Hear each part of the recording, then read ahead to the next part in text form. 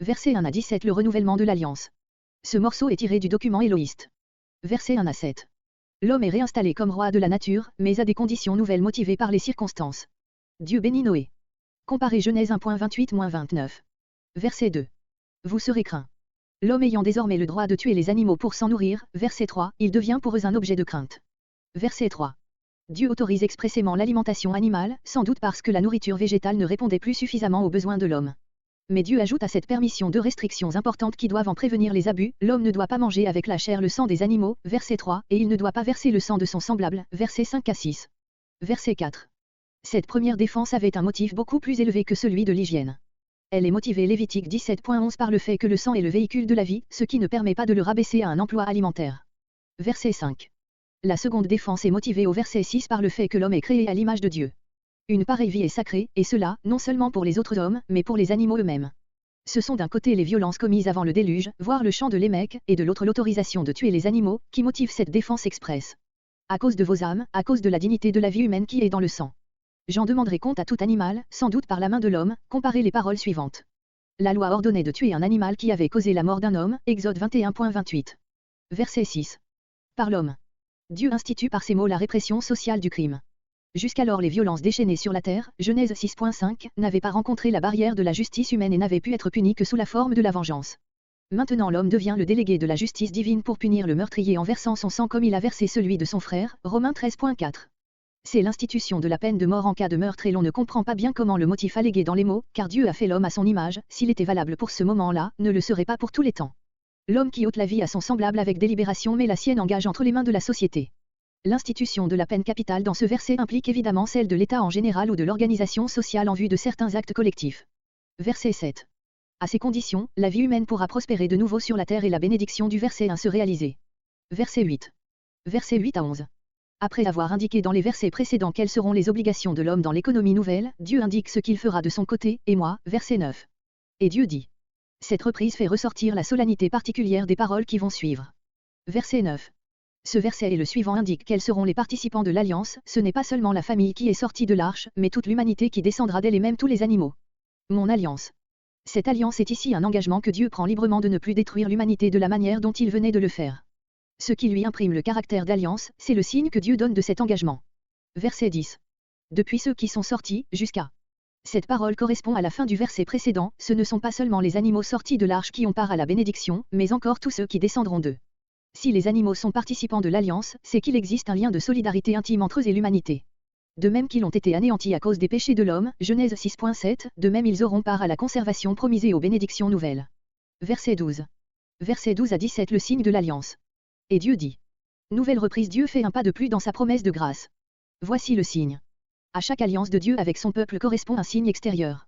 Dans les relations entre hommes, ce signe servirait à rappeler à chaque partie contractante sa promesse. Dans les relations entre Dieu et l'homme, il doit servir à donner à ce dernier la garantie de la fidélité de Dieu. Comme cette alliance est universelle, le signe est un signe céleste, visible pour tous. À perpétuité. Cette alliance ne sera pas passagère, comme celle qui sera traitée plus tard avec Abraham et le peuple d'Israël. Verset 13. Du mot gémis on ne peut conclure que l'arc-en-ciel et par conséquent la pluie n'avait pas existé avant le déluge. Ce qui est nouveau, ce n'est pas le phénomène, mais la signification qui lui est donnée. Verset 15. Et je me souviendrai. Voir Genèse 8.1. À chaque fois qu'après une longue série de pluies l'arc-en-ciel apparaîtra, ce sera pour les hommes la garantie certaine que la pluie ne tombera pas jusqu'à devenir un déluge. Verset 16. On comprend cette répétition si l'on se représente la terreur qu'avait dû laisser dans le cœur de Noé et des siens la catastrophe dont ils venaient d'être les témoins. Verset 17. Ce verset est comme l'amen final apposé à cette grande promesse. L'histoire montre qu'elle a été fidèlement tenue.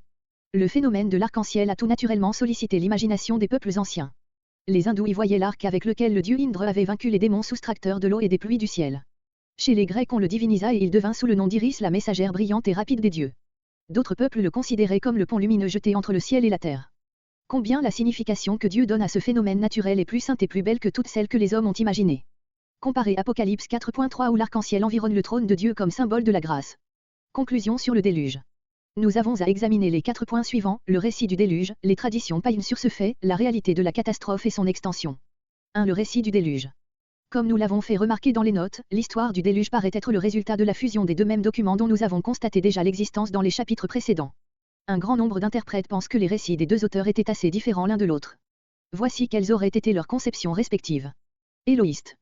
Ordre à Noé le seul juste, de bâtir une arche et d'y faire entrer une paire de chaque espèce animale, Genèse 6.9-22.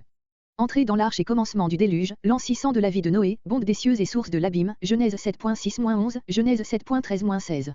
Durée du déluge, du 17e jour du second mois, novembre, au 27e jour du même mois de l'année suivante, un an et 11 jours, dont 150 jours pour l'accroissement des eaux et le reste du temps pour la diminution, Genèse 7.18-21 et 24, Genèse 8.15 et Genèse 8.13. Ordre de Dieu de sortir de l'arche est sorti, Genèse 8.14-19. Bénédiction de Dieu, défense, promesse, Genèse 9.1-17. Jéhoviste. Ordre d'entrer dans l'arche 7 jours avant le déluge avec 7 paires d'animaux purs et une paire d'animaux impurs, Genèse 7.15. Entrée dans l'arche et déluge, pluie de 40 jours et 40 nuits, Genèse 7.7-10 et Genèse 7.12. Durée, 61 ou 101 jours, dont 40 pour l'accroissement des eaux. Envoi des oiseaux dans les 3 dernières semaines, Genèse 7.16-17, Genèse 7.22-23, Genèse 8.6-13. Sacrifice de Noé, animaux purs, et promesse de Dieu, Genèse 8.20-22. De ce double résumé, il résulterait que les deux récits diffèrent en ce que l'éloïste ne mentionne pas l'ordre d'entrée dans l'arche, l'envoi des oiseaux et le sacrifice final et en ce que le jéhoviste, de son côté, ne mentionne pas l'ordre de construire l'arche, l'ordre de sortir de l'arche, la sortie elle-même et les commandements donnés à Noé. La différence entre les deux récits irait même jusqu'à la contradiction sur les 3 points suivants. La distinction entre animaux purs et impurs relevée par le jéhoviste seul. Les 2 causes simultanées du déluge dont parle l'éloïste et dont le jéhoviste ne mentionne qu'une seule. La durée du déluge, 1 an chez l'éloïste, 2 ou 3 mois chez le jéhoviste. Mais, quant aux différences, il n'y a rien d'étonnant à ce que 2 récits du même fait fassent ressortir chacun certaines circonstances particulières et comme il est bien évident que l'ordre de bâtir l'arche et l'ordre d'en sortir, ainsi que la sortie même de l'arche, devait se trouver dans le récit jéhoviste, lors même que ces faits manquent dans la portion qui nous en a été transmise et que d'autre part il est probable que l'ordre d'entrée dans l'arche ne pouvait être complètement passé. Sous silence chez l'éloïste, nous constatons par là que nous n'avons que des extraits plus ou moins considérables de l'un et de l'autre et que, pour éviter les doubles emplois, le rédacteur de la Genèse a souvent omis de l'une de ses sources ce qu'il racontait d'après l'autre. Il nous paraît que dans cette partie de son récit l'auteur a pris pour base le document éloïste et qu'il l'a complété par les parties du document jéhoviste qui présentaient le plus d'intérêt. Quant aux contradictions, elles ne ressortent point nécessairement des différences signalées. L'ordre mentionné dans l'éloïste de faire entrer dans l'arche une paire de chaque espèce animale et celui que rapporte le jéhoviste d'y faire entrer 7 paires des espèces d'animaux purs, ne se rapportent point au même moment, l'un, celui de l'éloïste, est donné le jour où Dieu condamne l'humanité à la destruction et ordonne à Noé de bâtir l'arche, ce qui devait prendre un temps très considérable, l'autre est donné 8 jours avant l'entrée dans l'arche et il est aisé de comprendre qu'à ce moment-là Dieu ait pu ajouter un détail nouveau. L'ordre relatif aux animaux dans le récit éloïste avait trait uniquement à la conservation des espèces, celui qui est donné dans le récit jéhoviste est en relation particulière avec le sacrifice qui, d'après ce document, a été offert après la sortie de l'arche. On comprend ainsi que cet ordre plus spécial n'ait été donné qu'au moment de l'entrée dans l'arche. Relativement aux 2 facteurs du déluge dont l'un est omis par le jéhoviste, il est possible que le rédacteur ne nous ait transmis que les passages de celui-ci où était retracée la première phase du déluge, les 40 jours et les 40 nuits durant lesquels tomba la pluie. Nous ne savons ce que contenait le reste de son récit, puisque le rédacteur a dès lors donné la parole à l'éloïste jusqu'au terme de la catastrophe. Mais il est certain qu'il devait se représenter les montagnes couvertes jusqu'au sommet, puisqu'il raconte la destruction de tous les hommes sans exception et l'on ne comprend pas comment il aurait pu attribuer une pareille inondation à la pluie seule. Telle n'a pas été en tout cas la conception du rédacteur, qui avait en main les 2 documents. Quant à la durée du déluge, il nous est impossible de supposer que le rédacteur eût inséré dans son récit une série de données empruntées au jéhoviste et qui auraient été manifestement contradictoires à celles que renfermait le document éloïste, au lieu de chercher à amalgamer, il aurait choisi. Mais il n'avait pas à choisir. Nous avons rencontré dans le document jéhoviste une parole qui prouve que, d'après ce récit aussi, la perturbation causée par le déluge a dû porter sur une année tout entière, c'est la parole Genèse 8.2 où Dieu promet que désormais l'alternance des étés et des hivers, des semailles et des moissons, des jours et des nuits ne sera plus troublée tant que la terre subsistera. Cette parole n'aurait aucun sens si le déluge n'avait duré d'après le jéhoviste, que les 3 mois d'hiver, décembre, janvier et février. Nous avons donc le droit d'affirmer que cette 3e contradiction aussi n'existe pas et qu'elle ne doit son origine qu'à la manière fausse dont un si grand nombre de nos critiques modernes apprécient l'usage que le rédacteur a fait de ces documents. Voici le cours des choses tel que le rédacteur final l'a compris et reproduit. Longtemps à l'avance, Dieu ordonne à Noé de bâtir l'arche, Genèse 6.9-22. Dans les 7 jours qui précèdent le déluge, Noé, sur l'ordre de Dieu, entre dans l'arche, Genèse 7.19. Le 17e jour du second mois le déluge commence, Genèse 7.10-16. 40 jours après, soit le 27e jour du 3e mois, l'arche commence à flotter, la pluie cesse, l'accroissement ultérieur de l'inondation est dû au soulèvement de la mer, Genèse 7.17-19. 150 jours, 5 mois, après le commencement du déluge, le 17e jour du 7e mois, l'inondation atteint son apogée, l'eau commence à baisser, l'arche s'arrête aux montagnes d'Arara, les 40 premiers jours de pluie sont le commencement de ces 150, Genèse 7.20 à Genèse 8.4. Le premier jour du 10e mois, les sommets des montagnes paraissent, Genèse 8.5. 40 jours après, soit le 10e jour du 11e mois, Noé lâche le corbeau, 7 jours après, la colombe, qui revient, 7 jours après, la colombe, qui revient encore, 7 jours après enfin, soit le premier jour du 12e mois, la colombe, qui ne revient plus, Genèse 8.6-12. Le premier jour du premier mois de la seconde année, les eaux ont disparu, Genèse 8.13. Le 27e jour du deuxième mois, Noé sort de l'arche, Genèse 8.14-19. Voir une représentation d'Arara. 2. Le déluge d'après les traditions des autres peuples. De tous les temps préhistoriques, le déluge est peut-être celui qui a laissé le plus de traces dans la mémoire des peuples, toutes les races humaines, la noire exceptée, en ont gardé le souvenir. Il semble cependant que la tradition de ce fait manque chez les Égyptiens, mais en réalité ils en ont l'équivalent dans un récit de leur livre sacré. Irrité de l'impiété et des crimes des hommes qu'il a produits, le dieu Ra tient un conseil secret avec les autres dieux et l'anéantissement de l'humanité est décrété. Une déesse, chargée de l'exécution, massacre tous les hommes, à l'exception de quelques-uns. Un sacrifice expiatoire achève de calmer le courroux des dieux, un pacte solennel est conclu entre eux et la race nouvelle et le dieu Ra jure qu'il ne tuera plus les hommes.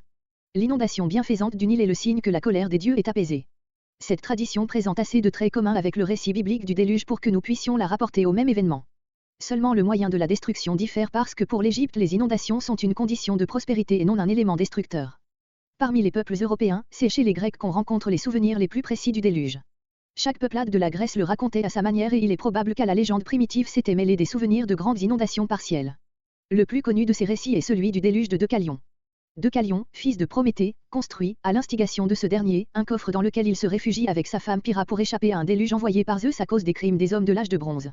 Après avoir flotté 9 jours au gré des flots, le coffre s'arrête sur le Parnasse, Deucalion et Pyrrha en sortent, offrent un sacrifice et repeuplent le monde en jetant derrière eux les os de leur mère, la terre, c'est-à-dire des pierres, qui se changent les unes en hommes, les autres en femmes.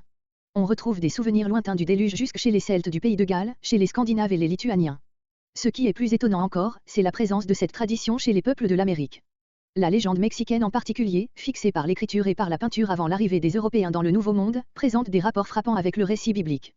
D'après l'une des nombreuses formes de cette légende, un homme nommé Coxcoxotespi s'embarque en prévision du déluge dans un navire spacieux avec sa femme, ses enfants, plusieurs animaux et des graines dont la conservation était nécessaire à la subsistance du genre humain. Lorsque le grand dieu Tezcatlipoca ordonna que les eaux se retirassent, Thespi lâcha un vautour qui ne revint pas, parce qu'il trouva à se nourrir de cadavres. Il lâcha d'autres oiseaux, parmi lesquels le colibri seul revint, tenant une feuille dans son bec et donnant ainsi le signal de la sortie. Des souvenirs analogues, mais moins précis, se retrouvent chez la plupart des tribus du Nouveau Monde, ainsi que dans quelques-unes des îles de la Polynésie. Les traditions du déluge sont plus répandues encore en Asie. On a cité longtemps les Chinois parmi les peuples qui ont gardé le souvenir de ce cataclysme, mais de nos jours plusieurs savants pensent que ces prétendus souvenirs du déluge se rapportent tout simplement à une grande inondation du Hoangho inférieur, qui aurait eu lieu dans un temps postérieur à la fondation des grands empires d'Égypte et de Babylone. Cependant les traditions concernant les temps qui ont précédé cette inondation présentent tant de traits communs avec l'histoire biblique des temps antérieurs que ces doutes nous semblent peu fondés. Mais il serait fort possible que, comme en Grèce, le souvenir d'une grande inondation locale se fût confondu avec celui du déluge. Les traditions hindoues existent sous 4 formes différentes. D'après la plus ancienne, Manu, averti par un poisson, qui n'est autre qu'une incarnation de Brahma, construit un vaisseau dans lequel il se réfugie. Au moment où le déluge commence, le poisson conduit le vaisseau sur la montagne du nord, d'où Manu redescend dans la plaine quand les eaux se sont retirées. Comme le poisson est étranger à la mythologie hindoue, plusieurs savants pensent qu'il faut rechercher l'origine de cette tradition en Babylonie, où le dieu Ea, celui qui joue le rôle de sauveur dans le récit du déluge, est souvent représenté sous cette forme. Les livres sacrés de la religion de Zoroastre présentent aussi une variante de l'histoire du déluge. Ahura Mazda, le dieu bon, au moment de dévaster la terre par une inondation, ordonne à Yema, le père de l'humanité, de se construire comme refuge un jardin de forme carrée, défendu par une enceinte et d'y faire entrer les germes des hommes, des animaux et des plantes pour les préserver de l'anéantissement. Quand l'inondation arrive, ce jardin est seul épargné. Il semble que dans cette tradition, comme du reste dans la précédente, le patriarche du déluge soit confondu avec le père de l'humanité. Sans nous arrêter aux nombreuses traditions de l'Asie occidentale, qui sont probablement influencées par le récit biblique, nous passons en Babylonie, le berceau de l'humanité primitive, où nous trouvons le parallèle le plus intéressant de notre récit. Conservées déjà en partie par l'historien Bérose, ces traditions ont été remises en lumière de nos jours par le déchiffrement des inscriptions du palais d'Assurbanipal. Les tablettes qui contiennent ce récit sont, comme celle du récit de la création, la copie d'un original plus ancien, que l'on a des raisons de faire remonter jusqu'au temps d'Abraham. Le héros du bar, atteint de la lèpre, s'en va consulter Azizatra, Xisutros, d'après Bérose, le patriarche échappé au déluge, qui lui raconte comment il a été sauvé et mis au nombre des dieux. Voici son récit à peu près complet. Je veux te révéler, Os du bar, l'histoire de ma conservation et te dire la décision des dieux.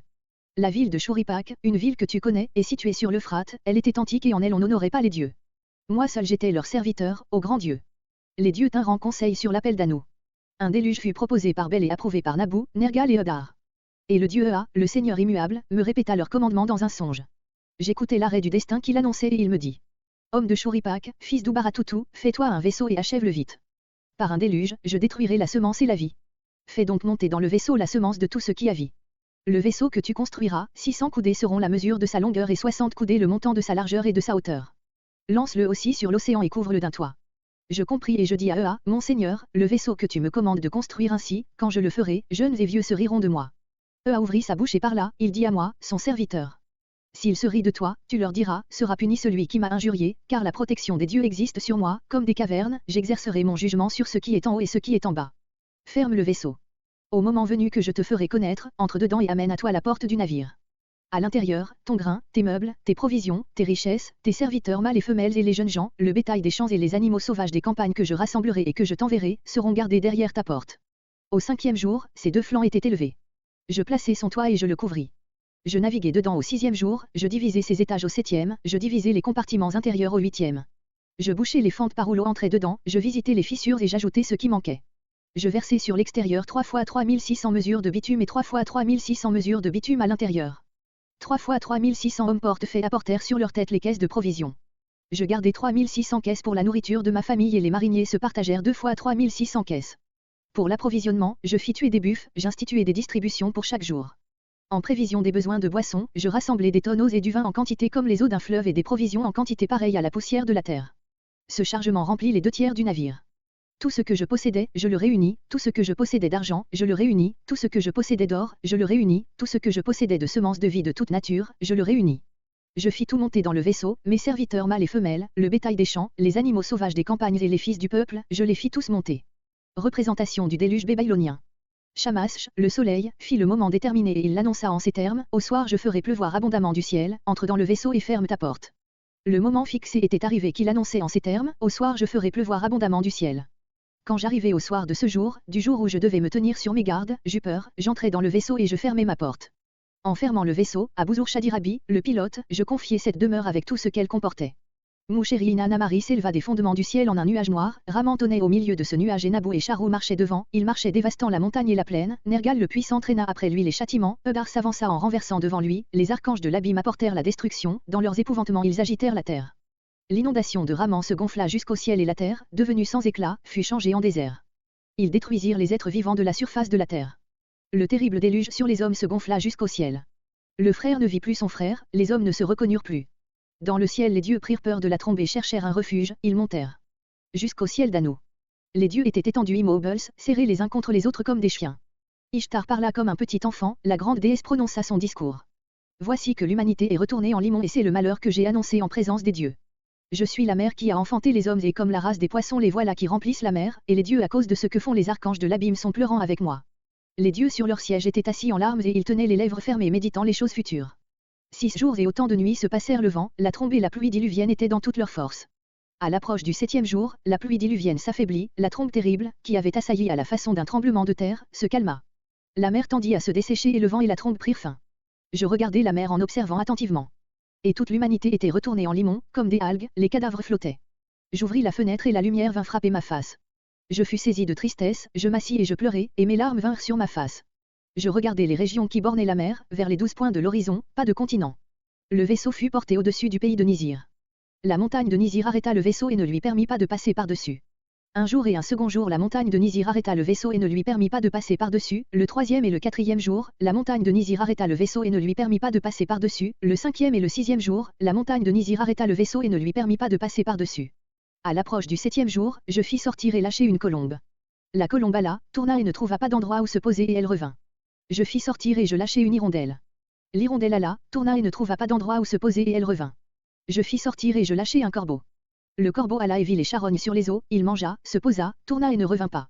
Je fis sortir alors ce qui était dans le vaisseau vers les 4 vents et j'offris un sacrifice. J'élevai le bûcher de l'Holocauste sur le pic de la montagne, 7 par 7 je disposai les vases mesurés et en dessous j'étendis des roseaux, du bois de cèdre et de genévrier. Les dieux sentirent l'odeur, les dieux sentirent une bonne odeur et les dieux se rassemblèrent comme des mouches au-dessus du maître du sacrifice. De loin, en s'approchant, la grande déesse éleva les grandes zones qu'Anu a faites comme leur gloire, ces expressions paraissent bien désigner l'arc-en-ciel. Ces dieux, cristal lumineux devant moi, je ne les quitterai jamais, en ce jour je priais pour qu'à toujours je puisse ne jamais les quitter, que les dieux viennent à mon bûcher d'Holocauste. Mais que jamais Bel ne vienne à mon bûcher d'Holocauste. Car il ne sait pas maîtriser et il a fait la trompe du déluge et il a compté mes hommes pour le gouffre. De loin, en s'approchant, Bel vit le vaisseau et Bel s'arrêta, il fut rempli de colère contre les dieux et les archanges célestes, personne ne doit sortir vivant. Aucun homme ne sera préservé de l'abîme. Eudar ouvrit sa bouche et parla, il dit au guerrier Bel, quel autre que Ea en aurait formé la résolution. Car Ea possède la science et il prévoit tout.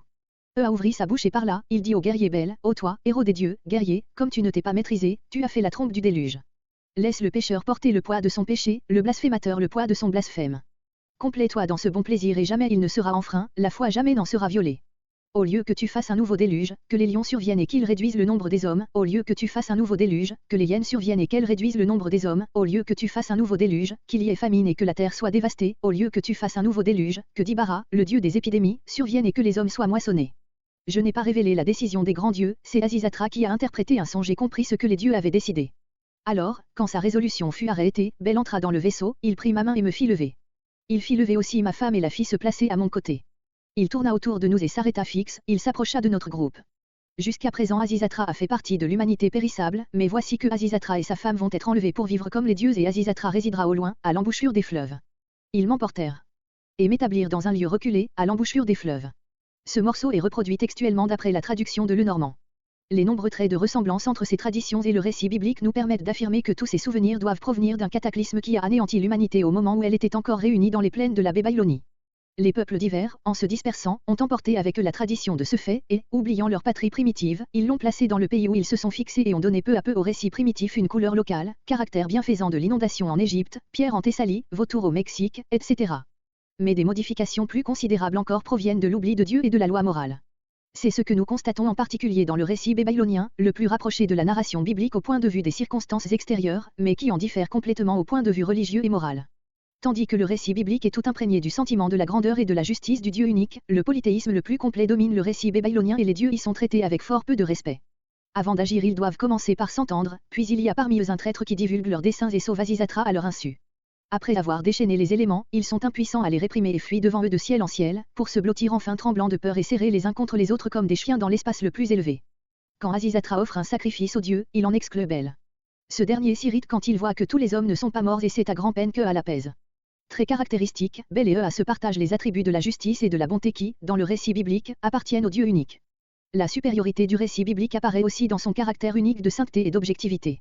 Tandis que dans la tradition babylonienne tout est raconté au point de vue de l'homme, dans le récit biblique tout est raconté et jugé du point de vue de Dieu.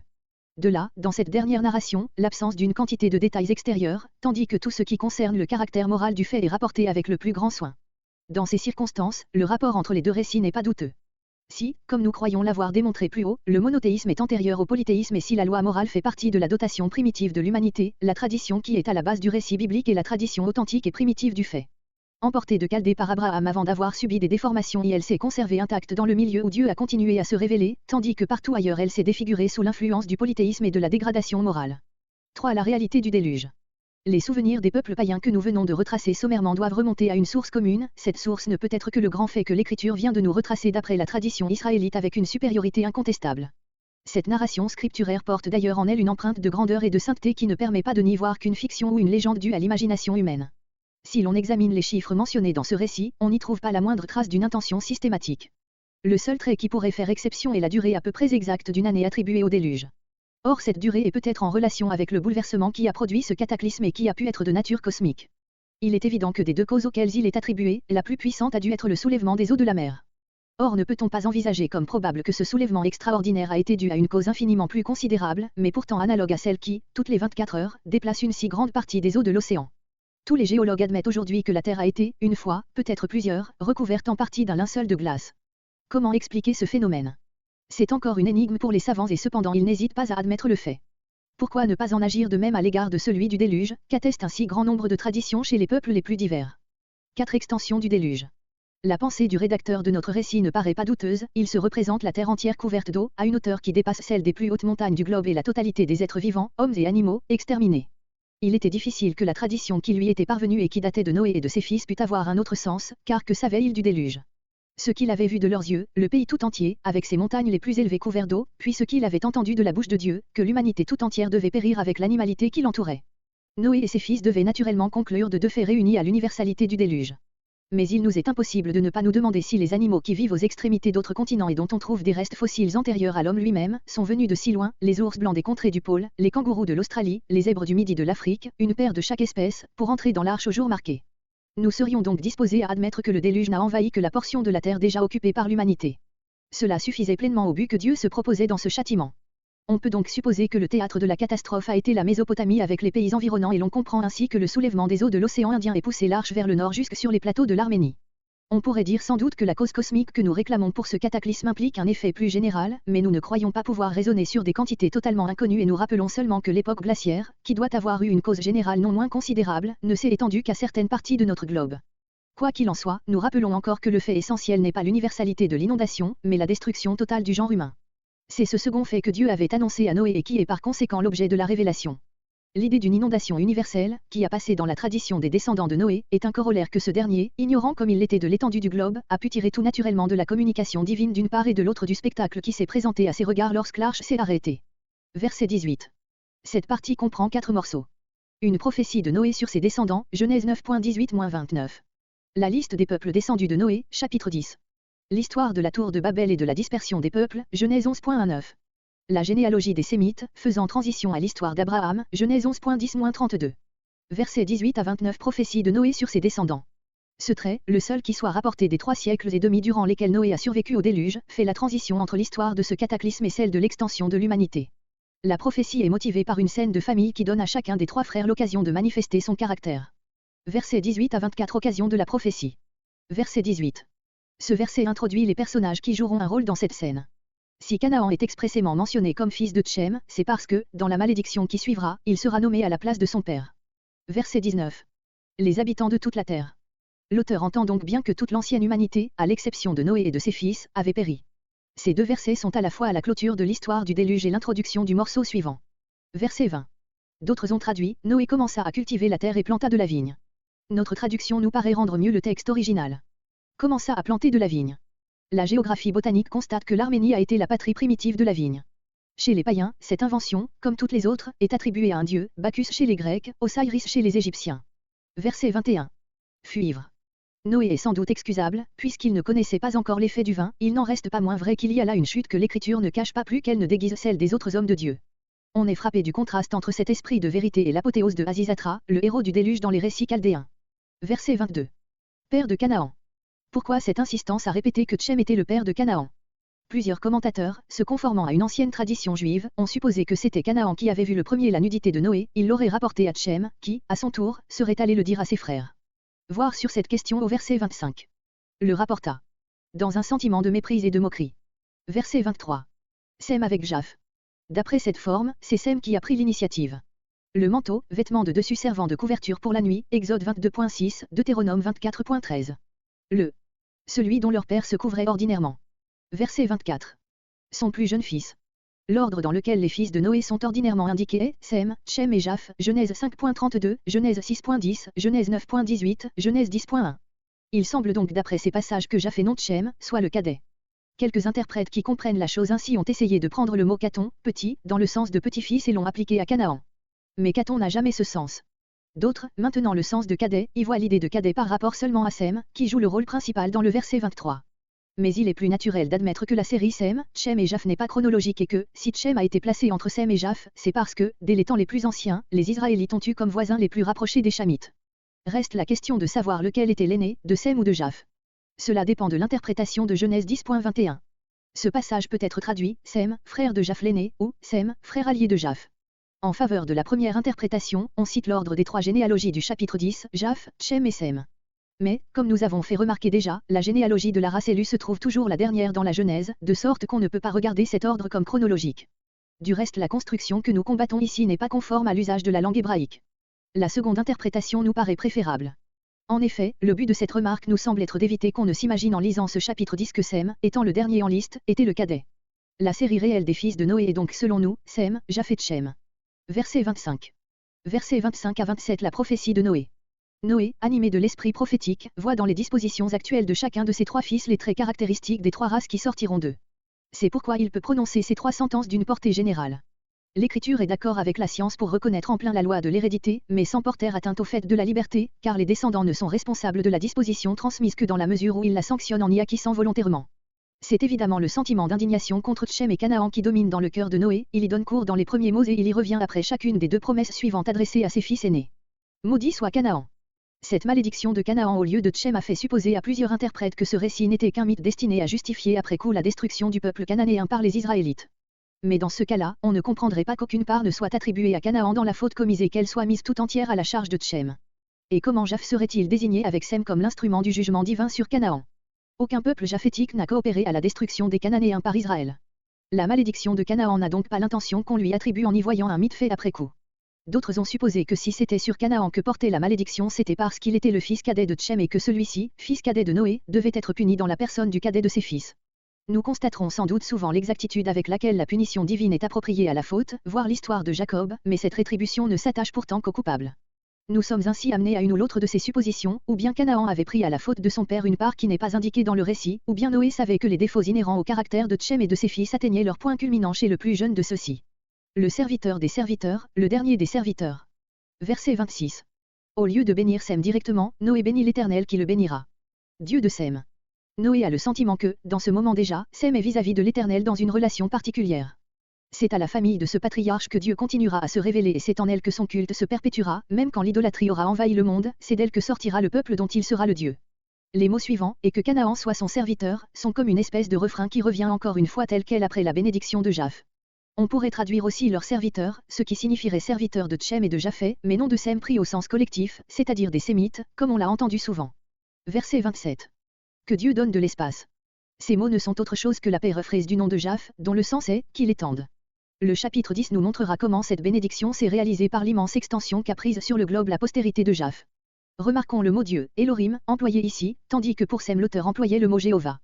Ce changement sous la plume du même auteur, probablement le jéhoviste, doit être intentionnel. Elohim est le Dieu de la nature, celui par conséquent qui bénit dans le domaine temporel. Mais cette bénédiction ne sera pas la seule, comme le montrent les mots suivants. Qu'il habite dans les tentes de Sem. Le sujet de cette phrase est Japh et non pas Dieu. En effet, le verset 27 renferme la bénédiction de Japh, comme le verset 26 celle de Sem. Puis si c'était Dieu qui habitait dans les tentes de Sem, l'auteur aurait employé comme au verset 26 le nom de Jéhovah au lieu de celui d'Elohim. Du reste, l'Éternel n'est jamais désigné comme habitant les tentes du peuple, son habitation au milieu d'Israël est la tente du témoignage. Sem et Japh s'étaient unis dans un même sentiment de respect filial, aussi sont-ils réunis sous une bénédiction commune, mais comme c'est de Sem qu'était partie l'initiative dans leur conduite filiale, c'est aussi lui qui communiquera à Japh la bénédiction dont il aura été le premier l'objet. Il est impossible d'entendre l'expression habiter dans les tentes de Sem au sens littéral, ainsi comprise, cette promesse serait matériellement incompatible avec la précédente. On a voulu y voir l'annonce d'une conquête des territoires sémitiques par les Japhétites. Mais cette idée est contraire au texte lui-même, qui parle d'une cohabitation paisible, d'une hospitalité exercée par Sem. Il n'y a donc qu'un sens possible, Sem ayant été désigné comme celui des fils de Noé avec lequel Dieu continuera à communiquer, habiter dans ces tentes sera participer à cette communication divine accordée à Sem. On a tenté d'échapper à cette interprétation toute spirituelle en donnant ici au mot Shem le sens de nom, qu'il a habituellement comme nom commun. On arrive ainsi à traduire, que Japh habite dans des tentes de nom, c'est-à-dire des tentes illustres. Mais l'auteur avait pour désigner la gloire d'autres mots que ce nom de Shem qui, dans ce contexte, prêtait nécessairement à l'équivoque.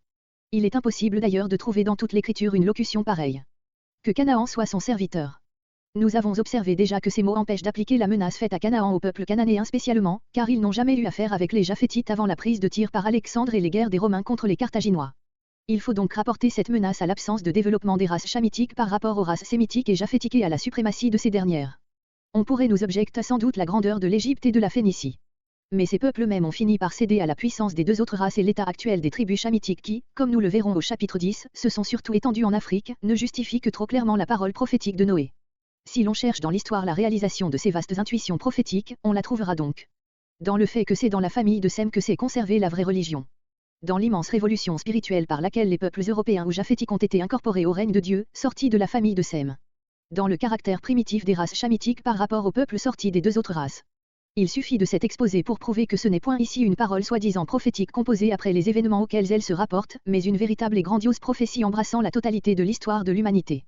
Il serait d'ailleurs impossible de trouver dans l'histoire israélite un moment où un auteur quelconque aurait pu mettre ces mots dans la bouche de Noé. Après la conquête de Canaan, personne n'aurait associé à cet exploit les Japhétites, et au temps de la grandeur des Phéniciens, descendants de Canaan, personne à la vue de ce peuple riche et puissant n'aurait parlé des Cananéens comme Noé en parle ici. Enfin, quel Israélite aurait jamais inventé le fait honteux qui est l'occasion de toute cette scène? Nous concluons donc à la pleine réalité de la prophétie mise dans la bouche de Noé et à la vue vraiment surnaturelle dont elle est l'expression. Nous devons remarquer enfin que la malédiction prononcée contre la race de Tchem a un caractère purement temporel et que rien n'empêche d'admettre que cette malédiction une fois enlevée par la rédemption, les Chamites ne puissent avoir part au salut accordé à leurs frères. Alors se réalisera pleinement cette parole, Dieu bénit Noé et ses fils en disant: J'établis mon alliance avec vous et avec votre postérité après vous, Genèse 9.1 et Genèse 9.9. Verset 28. Versets 28 à 29. Avec ces versets, l'auteur revient au document éloïste. Il complète le chapitre 5 en donnant les dernières indications sur l'âge de Noé.